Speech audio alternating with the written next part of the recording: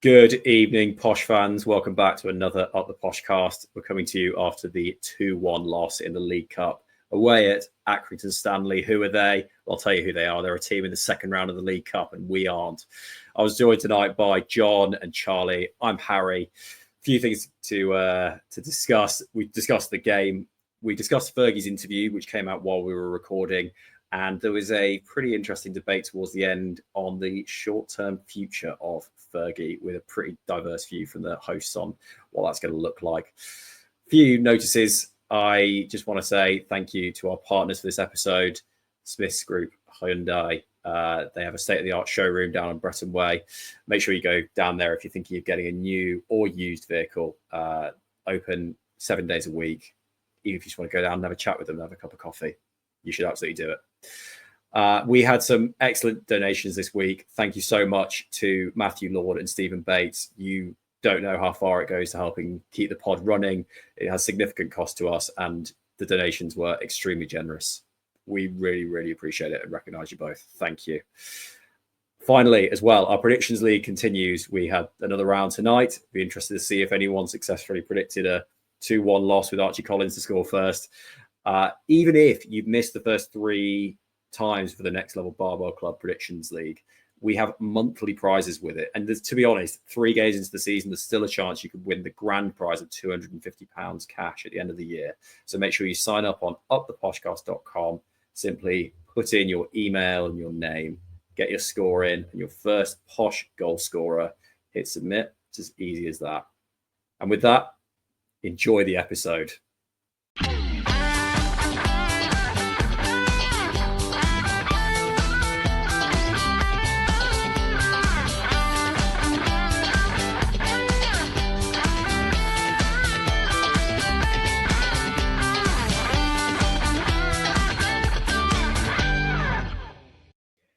Accrington Stanley 2, Peterborough United 1.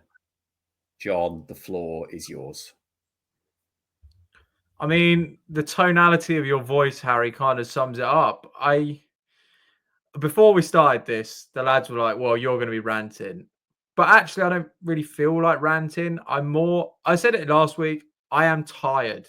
I am bored of watching this Peterborough team. It's not so much anger now, because, well, I am angry that we're in this situation. But how can I get angry at these players for being shit? Because they are shit.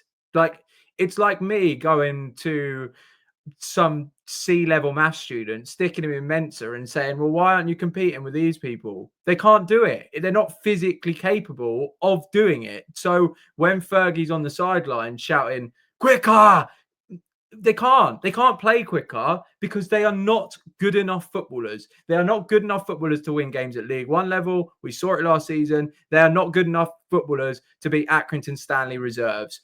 At this point, they should be embarrassed. Most of them should be walking into the club and saying, oh, here's my transfer request because I am not fit to wear this shirt. This was a good football club. This was a club pushing for League One promotions before I was here. So there's something wrong with me. So I'll stand on my sword here. I'm embarrassing this football club and I'm ready to go because I'm not good enough. I wish half of them would do that. I wish the club would be more ruthless. But look, I said I wouldn't rant. I am now ranting because I am annoyed and it does hurt. And we've just lost to fucking Accrington Stanley. And I don't even think we've hit rock bottom. We're 3 games into the season. This is going to be the worst season that I've ever watched at Peterborough United. And it's been terrible for however many months now, pretty much. I mean, is it longer than 12 months? I've lost count. It's been rubbish to watch. It's not fun. It's not enjoyable. I feel terribly sorry for the 4 members of this podcast who went all the way up for Accrington tonight to watch that. They're being let down. They've been let down by the club. And yeah, I am tired of it, boys. Yeah, I'm with you, John. I mean, I predicted a 5-1 loss, and people will think that was bait and for clips. I meant every word. I was pleasantly surprised by the result tonight, actually, because that was abysmal and just what I expected it to be. John mentioned last season that there's a Venn diagram of shit, and we are going to need a much bigger diagram because all of the players fit into that middle section of not caring and not being good enough. There is not a single player in that squad tonight that walks away with a shred of credibility. They are all just, other than maybe Keane Hayes, I'll give it to Keane Hayes. He came on and did well. Other than him, they are all just bad and unbothered. And we are just slow dancing into relegation this season. I do not understand how anybody can look at that squad, whether it be Darren McAntony, whether it be Darren Ferguson, and think anything more than we have put together an absolute shambles of a squad here. There is not a single player that I looked to in that game, other than maybe Archie Collins, who actually did it quite well in terms of getting the goal, and thought, yeah, they're going to pull us out here.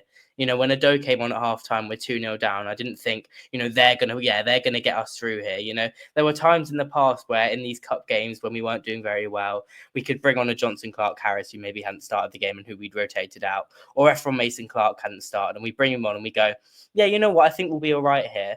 But we just do not have that level of player. And I don't care whether we've got injuries or not, because Sam Hughes wouldn't have got us out of that mess tonight. Alex Bass wouldn't have got us out of that mess. You know, Declan Frith, we haven't really seen a lot from him.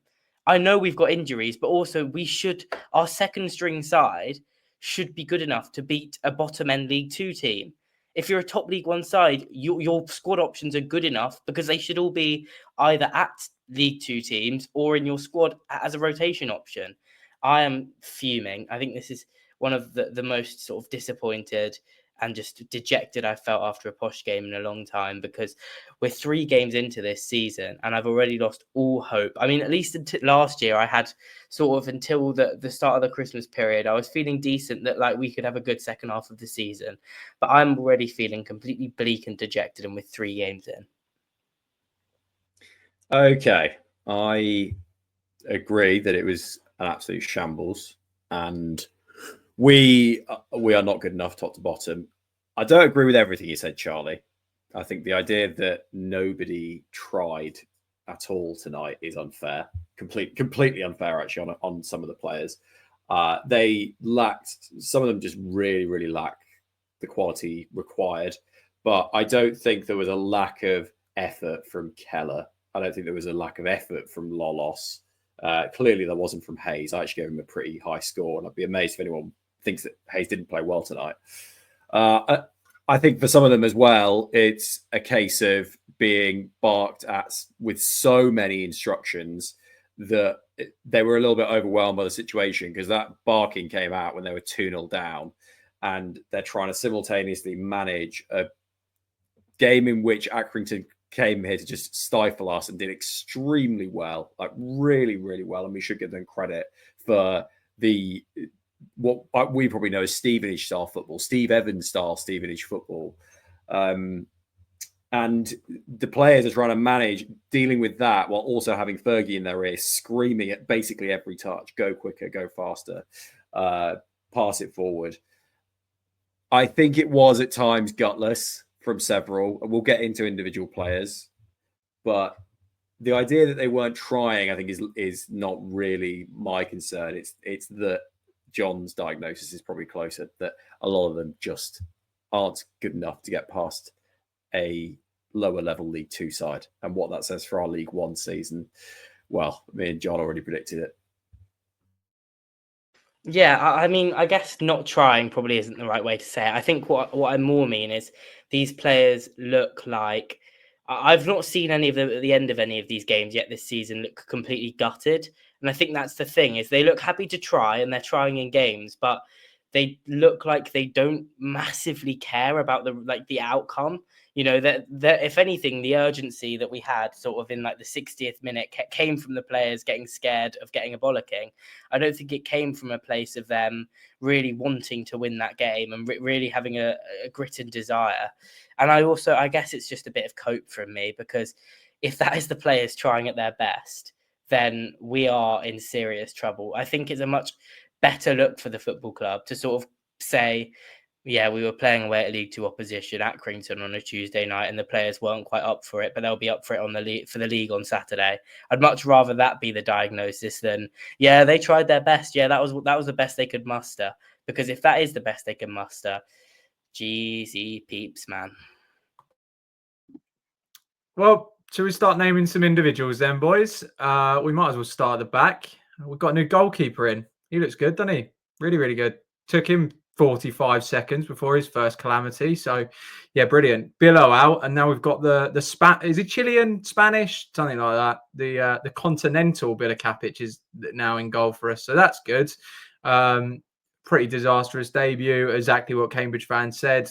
Can't save a shot. So, yeah, that's encouraging. We might as well write off any points we're going to get for another 6 weeks because all our goalkeepers are terrible until Bass gets back. So that injury is a nightmare. Another good bit of recruitment there. And then you move into the defence. I actually thought Valin did okay. Didn't think he was too bad. I don't think he was great, but he was fine for Oscar Valin, I guess. Akagbu was pretty worrying. Looked like a League Two player, I thought, when I saw him getting skinned by a Accrington youth player.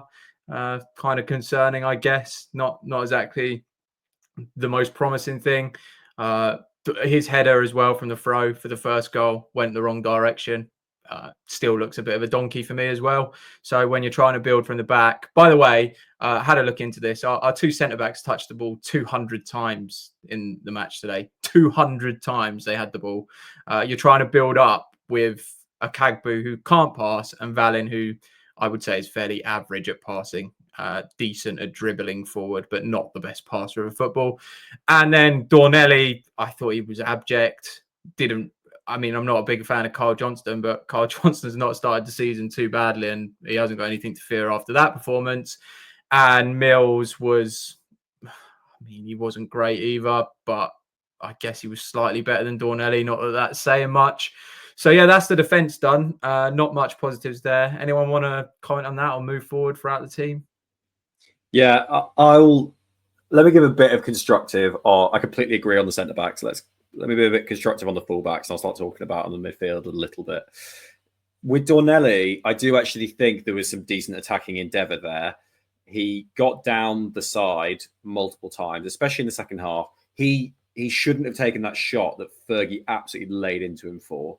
And there was a overlapping option, even if that option was Otto, available to him. In that moment, when you're 2-0 down, you cannot be trying to smash it from 25 plus yards. So it's just a bit of knowledge and understanding of how to do the right thing in a moment there. But he got one where when he pulled it back, this is also second half, I forget exactly when, but he got basically to the byline and passed it backwards to essentially where the penalty spot was. And Donne was way too far away. He was basically on the edge of the penalty box. And he should have been another 5 yards forward. Again, I think Fergie got in Donne's ear for that.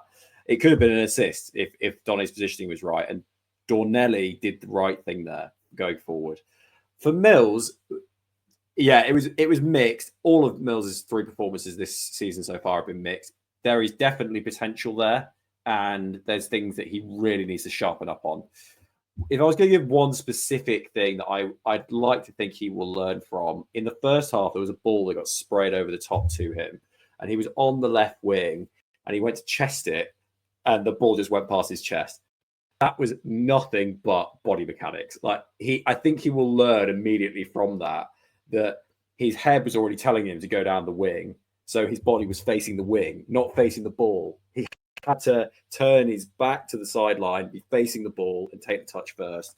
And sometimes you just learn these things through experience. And it's moments like that where at least you do it in a League Cup game rather than in a league game. And as I say, hopefully you can learn from little moments like that because there is definitely potential there with him. I won't do the whole midfield. I'll leave some to Charlie. I will mention Collins, I think. Collins has obviously had a moment here, and we praised Poku for being a moments player last season, where he's managed to charge into the box, head it beautifully, and give us a chance in a moment. Sorry, he's given us a chance in a game where we only had very few moments. God, I wish he'd just done that a bit more. This season, tonight, I wish we just saw a Collins that was more willing to either pass forward or progressively or get himself in the box. He has been so shy. He has been, in my opinion, fearful at times this season. And indeed tonight, there were, outside of that headed moment, there were a couple of times in the second half where he needed to attempt progressive passes and he turned and passed it back to Mills. I'd have rather he'd have messed up the pass, attempting to drive it forward than recycling in a game in which Accrington were always going to sit in And it's so difficult to get chances when you build up slowly, which is why Fergie was shouting quicker the entire time. Archie should learn from the fact that if he takes that moment to actually charges forward, look what happens. He gets us a goal straight away. Count on one hand, I think, how many he's got for us in the last 12 months. I'd love to see him get another few more, especially if he stays for one more season. Yeah, I have to say, I felt like the midfield was horrifically disorganised tonight. We had 4 midfielders. We had Lolos, we had Collins, we had Keller, we had Donne, and all of them were like just running around like headless chickens. It was like a box 4. It was like a weird like shuffle where they were all rotating around in a square, like holding hands. It was a bizarre thing to watch, and I don't think it worked at all. There didn't seem to be much structure to it. I don't think any of them really understood it, which resulted in all of them becoming really frustrated, especially Lolos. I think I'll talk about Lolos quickly. It was his debut today. I have to say I wasn't impressed. I don't think, obviously, he's at full fitness. I think that was very clear to see. I didn't like that moment where he lost his head and then went over and got a stupid booking by absolutely smashing someone late on the wing. I thought that was ridiculous and just pure petulance. And I'm sure that there'll be some people that will praise him for that, for showing a bit of passion. Nah, not for me. Grow up. And then I just thought it was Donne O'Brien Brady, man. I just can't get on board with it. I don't know what the club are trying to peddle with him as the next big thing. I hate when you ask about, you ask in an interview, Fergie, or online, Dara, about getting a midfielder, and they talk about Donne O'Brien Brady coming to the party. He's NFI from the party. He's not even involved. He is been awful this season. He had a better game on Saturday. I thought he turned a corner, but then I think just tonight exposed exactly what he is. He's not a player for this level. He may be one day, but he needs a loan, at least 2 or 3 loans to like the National League North before he'll even look like a decent footballer. We are so short in that midfield now. And if Collins goes, I'm seriously worried, because we have been dominated in the middle of the pitch now by Cardiff, by Luton, and by worse, Accrington Stanley. Let that sink in. And they didn't even have their best midfielder in Ben Woods, who we're supposedly going to sign. Class. I'm not going to be over the top with my defensive Donne here, but I still think there is something there, and I think that there's, in fact, you know what? I'm not even going to bother to go into it. People who can see that there is something there in terms of passing, and as in the progressive passes and his pressing. If you can see it, great. And if you can't, I'm not going to convince you. But I'm going to give a constructive point here. 2 contrasting moments from him of leadership and petulance. Leadership, trying to stop Kyrell getting booked because Kyrell was incensed by the referee not giving a foul for him. Kyrell screamed at the ref, and Donny tried to shove him away. Don't get yourself booked. That was leadership, and it was good to see. Lisby got booked regardless, unfortunately. And then a moment of petulance not long after that, where Darren had shouted to tackle. And what does Donne do? He goes in and swipes out their man on the sideline right in front of Fergie, and then immediately barks at Fergie, tackle, you said tackle. Which, of course, Fergie said, was that a tackle? Because, of course, it wasn't. It was just a foul. I really was surprised to see that from him. For goodness sake, do not lose your head. Your manager wants you to succeed and the team to succeed. It sucks to be shouted at, but you've just got to recognise sometimes that if he's telling you you need to put your body in more in a game like this, when Accrington are sitting in, it's because he's got 20 years of experience of managing, knowing how to break down a team like that. Let me move on to the wingers. Interesting night. Lisby is all over the shop in terms of body mechanics, and I'm concerned that he wasn't able to get a lot of purchase out of a League Two right back tonight. Although there were moments when at least he was able to break through to a certain extent. But goodness me, he's got to up his levels and recognise that this is the beginning of a journey for him. Mason Clark did not hit the floor when he came here. Hit the ground running when he came here. And it took him probably 10 games to get up to pace. Lisby doesn't look like he's where EMC was 3 games in. But look, if Lisby can improve over the next 10 games, we may have a serviceable winger there. Odo was dreadful. Just, again, I feel like a broken record talking about it. But what can I say about tonight? Every dribble ended up going out, either being tackled or going out for a throw-in. The pass to try and put through one of the strikers was overhit and went straight to their keeper. The playmaking is not there. The individual moments aren't there. There's so little there, unfortunately. And then on the other side, you've got Hayes, who was utterly electric and fantastic cross for the goal. Did put everything on the line, put his body in. I think he's still nursing that left knee, to be honest. I saw when he was warming up, he was touching it. He jarred it against Luton. So even if he's playing with a knock, isn't stopping him. Fantastic. Seriously. Just he is clearly a League One level winger. At least we can say we've got Collins and we've got Hayes, in my opinion, who are League One level, even if Hayes needs to work on his end production outside of games like this. So yeah, there's one positive. I agree with you, Harry. Hayes definitely was a positive. I thought he always adds impetus when he comes off the bench. I'm a little bit fearful that a lot of the times his better impact seems to come when he comes off the bench than when he starts. However, at least he can dribble, which is a lot more than you can say for most of the other members of this squad. Yeah, one thing I would say as well is we've been very harsh with Chris Clark, and I'm not against it. Look, I called for ruthlessness, but we have been quite harsh with him. But the likes of O'Brien Brady, the likes of, obviously, de Havilland looks like he's going now, but the likes of Gustav Lindgren even, how long are we going to give them until we give them the same treatment as Con Clark? It feels like Con Clark's been bombed out and everyone else has got loads of time to do it in their second season. By the way, I mentioned him there. Gustav Lindgren should not be playing professional football in England. He is not good enough to play professional football in England. When he played his first game against Walsall, remember him scoring 2 goals against Walsall, and we all thought, this guy looks all right, didn't he? I said, he reminds me of Dwight Gale. After that, I thought his movement was really good, and I said, he reminds me of Dwight Gale. The striker he now reminds me of is Joe Gormley, or Joe Gormless, as he was affectionately nicknamed after about 5 games. He can't even lay the ball off. He can't complete a 2-yard pass. He can't hold the ball up because he gets bullied. I think it was 3 times tonight. He fell on the floor screaming at the ref like a little boy. Man up, man. You're in England. It's physical.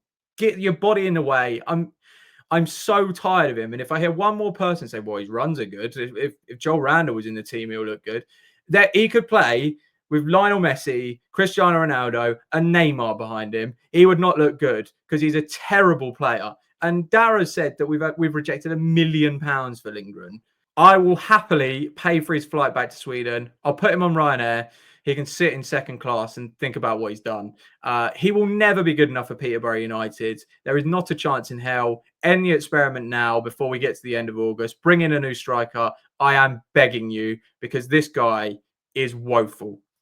My rants are never going to be as impassioned as John's. And I like to be more constructive. I think we've already heard this episode. With Lindgren, unfortunately, the diagnosis is the same from me. His decision-making is quite literally not at a professional level. So the passes that he thinks he can get away with the touch that he has are getting intercepted every time. There was one in the first half where he had it on the edge of the box and he had someone just in front of him. I think it might have been Lolos. But the pass was so obviously your first read that the Accrington player, who is, no Carlos Puyol, immediately read it and just intercepted it. So Lindgren, honestly, if he's going to work on one thing more than anything else, he needs to work on close control drills in training just consistently. I don't think he should be out on the pitch again for a while if we can avoid it. And he needs to work on just a professional level of pace of decision making and getting it out of his feet quicker. Another thing is just when he's got someone at his back, he lacks the ability still now to hold up the ball in any way under any pressure. Now, to be honest, Ricky J. Jones was deficient in that area as well, and he managed to find other ways of working on his game.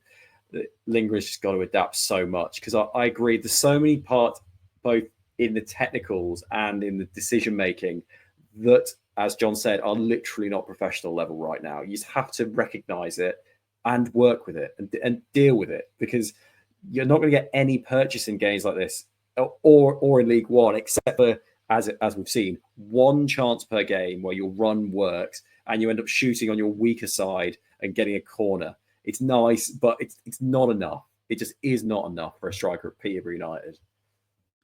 Can I just come back in quickly, because I think it's easy to forget. And look, I've hammered him tonight, and I don't particularly like hammering players on the podcast. I know it might not seem that way, but he is genuinely, he's terrible. He's not a good footballer. But actually, as well, who commissioned paying half? We're struggling for money, right? We're not a rich team anymore.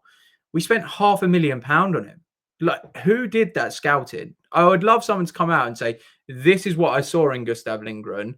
Did we research Sweden properly? Because I don't see how we can claim that we did. I can't see that we went and really. He's a good finisher. That's why. With enough space, we saw it against Peterborough Sports. With enough space, he's a good finisher. That's why. Right, maybe he is a good finisher. I still think that's pretty debatable, given what we saw at Bristol Rovers away as well. I don't know that he's even proven that. But what I would say is, did we do our research on that league properly? I think the answer has to be no, given that Valin isn't great either.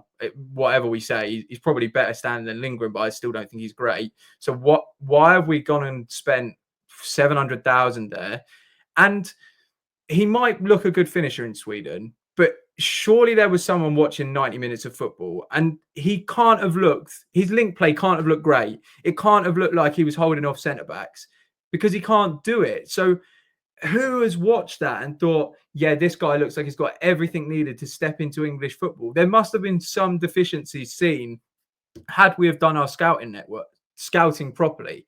For me, it really reflects badly that we've signed a player of that quality for that much money, and there should be serious questions asked over that bit of recruitment, in my opinion. While we've been recording, Darren Ferguson's interview from this Accrington Stanley game has just dropped. We've taken a moment as the three hosts to go watch it. It's about 4.5 minutes long. The big takeaway for me, I think Fergie diagnosing correctly, and he's rightly pointing out that the basics aren't being met. That we've given ourselves a mountain to climb by conceding 2 goals, so poor goals early on in the game, and allowing them to sit in. And it does sound like some of the players are really struggling to keep to his ideas tactically, whether it's getting into the midfielders, getting into the box, or fullbacks in a diamond failing to get crosses in. I think there's an element of it being unfair to an extent with the crosses. I mean, we had something like 9 crosses in the first half. It's just only one of them was successful. But yeah, Fergie knows what he wants. He is a tactically aware manager, but even he recognizes that his idea is not coming across right now. Yeah, I think the biggest takeaway was, again, Fergie saying that didn't look like a Peterborough United side. Sadly, it did look like a Peterborough United side. I've heard him say that did not look like a team of mine so many times since probably October. I'd love someone to go back through all his interviews, and if anyone can be bothered to do this and count how many times he said that after a performance, because I reckon it will be over 5 is where I've got that. I've heard that line so many times, but now it does look like a Peterborough side. He also said that the players might be confused about where they are. Well, they're not the only ones confused about the plan now, because when I'm watching it, I'm starting to get confused about the plan. I said earlier that our centre-backs had 200 touches. Our striker had 21 tonight. I know we've talked about Lindgren's performance, but regardless of who that is, the 2 centre-halves shouldn't have 10 times the touches of your centre-forward when you're playing a League 2 side away from home. It's got to the point now where I think we're at a stage that Fergie clearly wants to play possession-based football. That's what he's always coached. He wants to build through the thirds. He wants to play like we've got Knight and Edwards at the back and all that quality when it was great. But these players aren't good enough to do it. And I do think we're at a stage now where if he wants to be our manager, he needs to change styles, because there's no way that this demanding play we're just basically all we're doing is knocking it around the back line, and I'm bored of watching our centre backs just pass the ball between themselves, cycle it out to a fullback, put it into Collins, go back to a centre-back. We're not creating anything from open play. I think we're at a point now where we've got to really maybe dumb it down a little bit for want of a better term, and just simplify everything for the players. They're never going to make it as like extremely high level technical League One players, which is basically what this system demands, because you're asking players to move the ball quickly, pick apart teams with finesse. I think we're going to have to go to a way more basic style of football. Now, whether Fergie wants to coach that is another point, because he's never really coached it before in his career. And I don't know if, as an experienced manager, he's up for that. He doesn't enjoy it, so why would he be? But it's hard to say after 3 games, but it doesn't feel like only 3 games, if that makes sense, because it feels like we've been watching this for a lot longer than that because of last season, and because a lot of the squad were here last season. And I think we've seen enough now to know that this isn't really the way forward. And I do think it's time to rethink tactically, and if that means playing a few more balls long into the channels and going and play in the final third and trying to box people in and use Keller's legs and use Donny's 7 pound of muscle and pen teams in and play from the front rather than trying to play from the back, I think the time's probably come for it now. It is funny you say that, John. I don't think Fergie will adapt. I think he is a principles first manager. He knows what he can get success out of. He's got 5 promotions on his CV, and I think the odds of him going to a Steve Evans style Stevenage ball are pretty low. But look, very briefly, I wanted to quickly say it worked for Accrington tonight. I looked at the stats. They had 131 accurate passes tonight to our 475. Of those 131 passes, 120 of them were forward. Direct forward passing, almost every pass forward. Compare that to us. Of our 475, only 166 were forward. Tells you a lot. Yeah, I think I will never be sort of a forwards merchant. I refuse to sit in the family stand and, scream that in the 20th minute against Bolton Wanderers at home. I refuse to be that person. But yeah, we do need to find a way to be a bit more cutting in the way that we pass. And I think, Fergie, literally, I would love a quicker counter on him tonight, because that was all he was screaming from the sideline was quicker, just the entire game. And I think he was right, because our style of football only works when we can move the ball quickly, we can manipulate teams, and we are a team that basically we manipulate players, we move the ball quickly, we drag someone in out of position. That gives us space in behind for our wingers. That's the basic, very, very basic principle of how we play. We cut through the lines because of quick passing, and if we're just going to sort of amble around and just knock it from player to player, that's never going to work.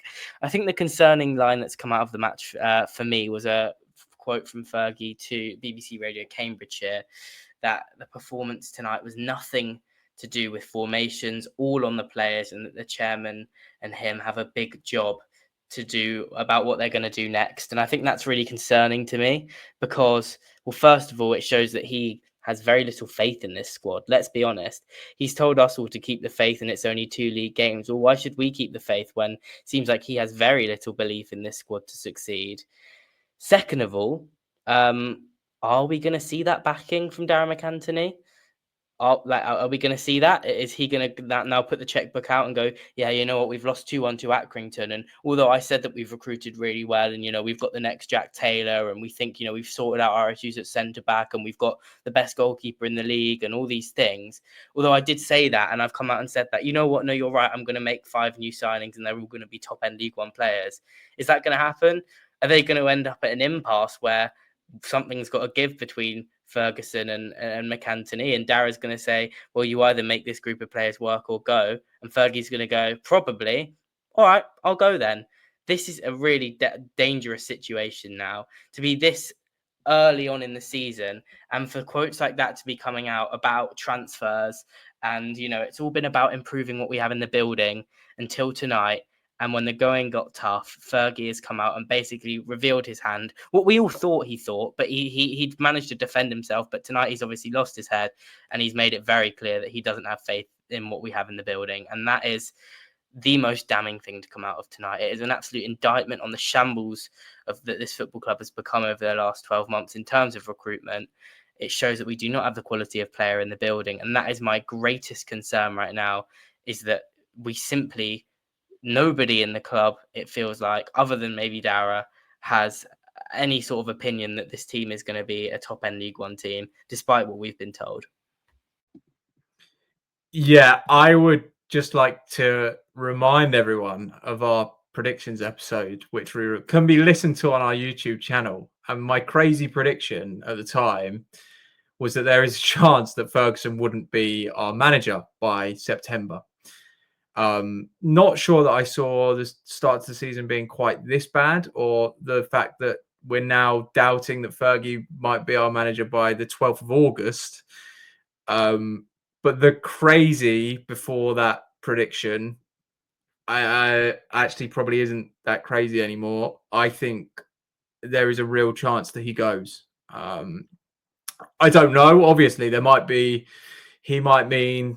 What else can he mean? But he's got to sort this squad out. Otherwise, I walk. I don't know any other way to read that. What other discussions can they possibly be having? Clearly, surely that is an indication, and the first indication maybe that Fergie isn't happy with the transfer business. And we've heard Dara before multiple times say that he does not like it when managers speak out about transfer policy in public. He's famously against that. So we're at a pretty tumultuous situation now, I think, and we're reaching a tipping point here. And look, I think the smart money might well be that Fergie goes. I don't want that to happen. And maybe in the cold light of day, he'll take that back. We know Fergie can be quite emotional. It wouldn't be the first time that he's taken something back that he said.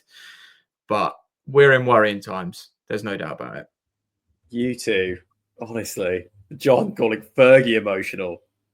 And we're here after, a bad start to the season, but talking about Fergie walking in the next couple of weeks. I think, hey, look, we'll be trapped on the internet forever with what we say here. But come the 12th of September, I strongly suspect me saying right now that Fergie is still here, I'm not getting clipped up. You're the one going to get clipped up, John. Come on. Can I ask, Harry, what do you think? Because I can't read it any other way at the minute, but what do you think he means by that line? If you're ultra confident that he's saying, what discussion do you think he's having with the chairman tonight or tomorrow, whenever it may be? About the remaining signings to get in and whether they give up on their first choice options, ones that are reported in the media as being Archer, Kirk and Woods, and move on to the next ones, because they probably think that they're literally 4 or 5 players away from achieving their aims. So it's just going to be a case of opening up the pool, I think, maybe relying on Rooster to find somebody in the loan market from the Championship or something like that. I think this is completely putting the players on notice that just because you have a high shirt number right now does not mean you will be anywhere near the pitch if you maintain standards like this, because we will absolutely bring in players to come in ahead of you. I think that's what the meaning of it is.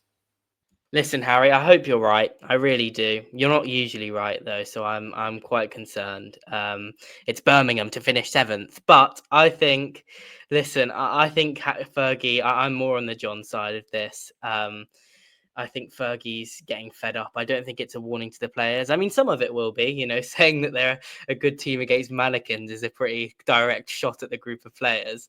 But I think that particular comment is very much about the transfer business and very much about the level of players that we've brought in, and also about the level of trust that we've put in players that have shown very little in a Peterborough United shirt so far. So I am concerned by that comment. Obviously, we haven't had the full interview, so we can't hear the full context. But if Ben Jones is reporting that that's what he said, and that's the way he said it, then yeah, I'm really quite nervous going into the rest of the season. And I also think, just on a final point, this is so negative for August. I mean, quotes like that coming out of the club on the 3rd game of the season is horrific, isn't it? That's like This is like when when it gets really trenches. This is like a Lincoln away interview, the 5-1 loss, or the Mansfield home interview in that fourth game season, and we've got it in August. It's the 12th of August, and we've got that interview already. It's like, how bad are they going to get? Like, it's going to turn into full diss tracks by the end of the month. I am absolutely just bricking it for Saturday. I think if we lose, it could be about as negative as it's ever been, and yeah, I'm not ready for it. So let's hope that this squad somehow pull their finger out and perform on Saturday. We can hope. And for all the information that you need about Wigan away, which is our Saturday game, please do tune in to our 8 p.m. live show on Friday. Countdown to kickoff. We will have the Wigan podcast, Progress with Unity, on with us. It'll be a great listen. And let me tell you, I've already spoken to Barry from the Wigan podcast, and they have a certain crisis of their own. Do tune in on Friday for that. I think we're there for tonight. What a absolutely deflating evening supporting Peterborough United. What a horrible, horrible night to have a Sky Sports subscription, or if you went to the game, you were just all let down. I just respect to every single person who was there, and safe journey back. I'm sure it will be a blooming long one. With that, Up The Poshcast. Up The Poshcast. Up The Poshcast. We're 3 games in and it's already like a funeral. What is going to happen after 20? Yeah, the vibes are low.